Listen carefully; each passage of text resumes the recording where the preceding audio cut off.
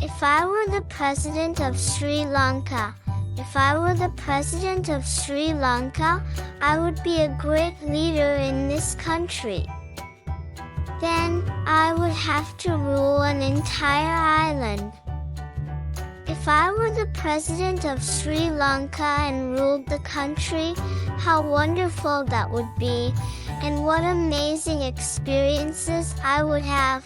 Ruling a country is not very easy because I would have to dedicate many things to the people. Looking after the country and its citizens is more difficult than anything else.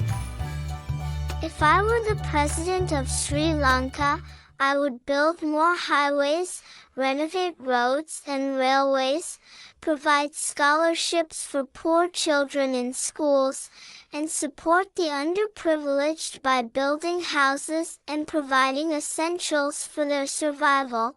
I would do an excellent job if I were the president of Sri Lanka.